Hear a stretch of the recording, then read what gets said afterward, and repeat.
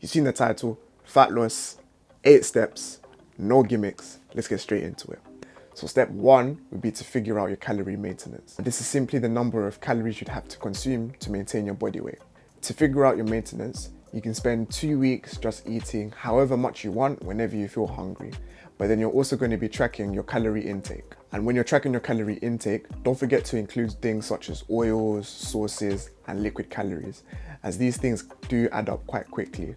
During these 2 weeks, you're also going to be weighing yourself on a daily basis. So what you can do is take your average weight from week 1, your average weight from week 2, and then work out the difference. So when you take the difference between week 1 and week 2, you can multiply this number by 1,000 if it's in kilos or 500 if it's in pounds.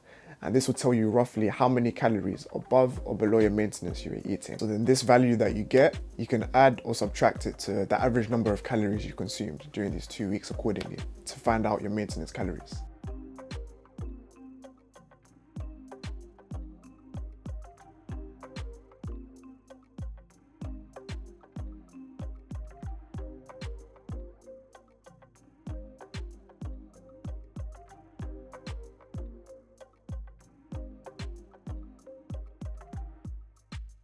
And I find this method to be more accurate than, for example, calorie calculators online, because this one takes into account your daily lifestyle, your activity levels. I've used this method myself and I learned it from Dr. Eric Holmes, and I'll put a link to a video in the description below which describes it in more detail. Step number 2, which is the foundation of your fat loss, would be to eat in a slight calorie deficit, simply meaning that you consume a little less energy than you use. A good starting point that I'd recommend would be to eat around 10 to 20% below your maintenance calories. This is a bit more of a slow and steady approach. However, this will be one that you can probably better adhere to. A long-term approach will ingrain long-term habits, because if you cut your calories too aggressively, you'll put yourself at greater risk of rebounding and binging and potentially being in a worse position than before. You also put yourself at greater risk of muscle loss, messing up your metabolism, and generally you just feel awful. And no, there is no magic diet.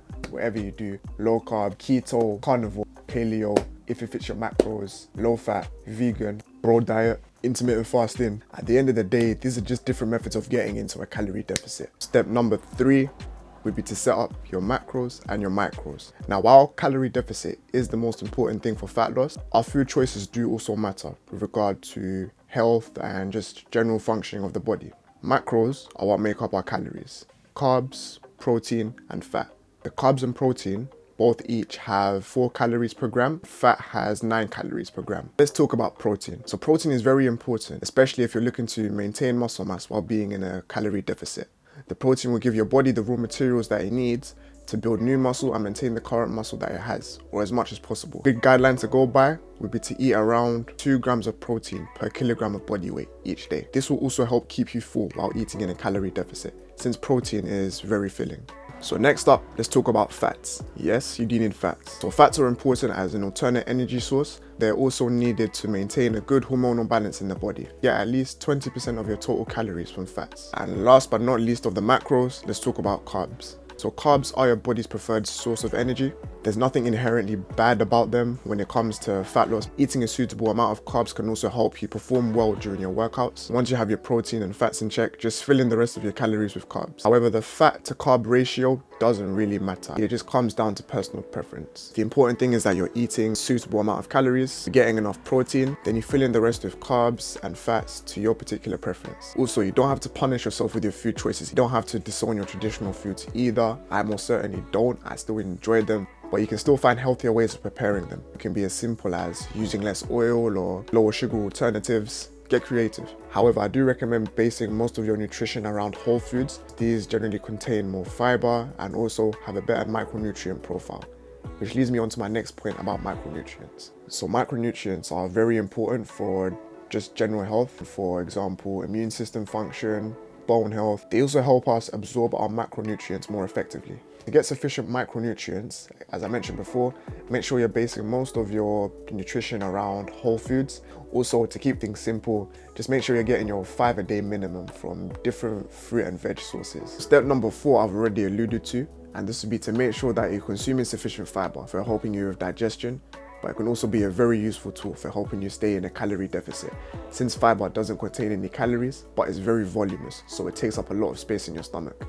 And this will help keep you full while you're eating in a calorie deficit. As I've already mentioned, make sure you're consuming mostly whole, minimally processed foods, as well as consuming plenty of fruits, vegetables, lentils, beans, as these foods do contain a very high amount of fiber, but they're also very low in calories. Load up your plate with these foods.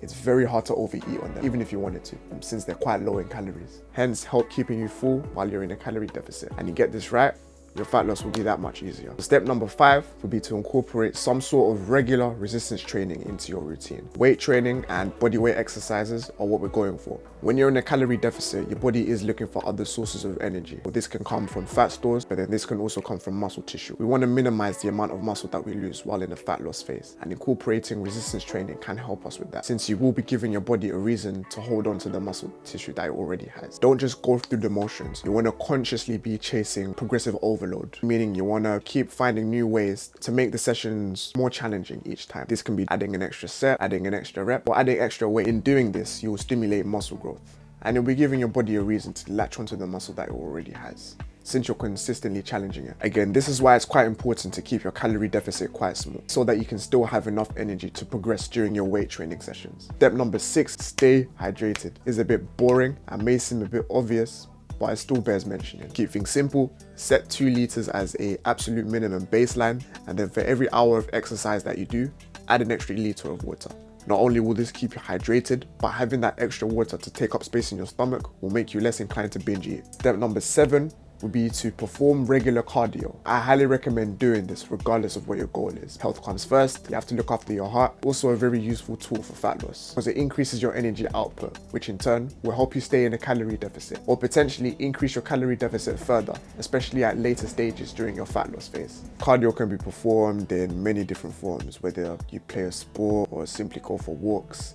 Anything that raises your heart rate. To break it down simply, I'll talk about 2 different types of cardio. Number 1, low intensity steady state cardio. This is exercise that you do typically for around half an hour to an hour at a steady pace. This can be walking, jogging at a steady pace, swimming, cycling, and choose a form of cardio that you enjoy. And the main advantage of this is that it's not very taxing on recovery. However, disadvantage is that it's a bit more time consuming. Another form of cardio, which is less time consuming, is high intensity interval training, which consists of short bursts of high intensity exercise performed at maximal effort, followed by a period of rest. And you will do this for multiple rounds. The whole session would typically last around 10, 20 minutes, even 30 minutes in some cases. This is a very efficient tool, especially if you're someone who's short on time. This may be a viable option for you. However, you do have to be more careful with how you plan it, since it is more taxing on your recovery. Separate it as far as possible from your weight training routine.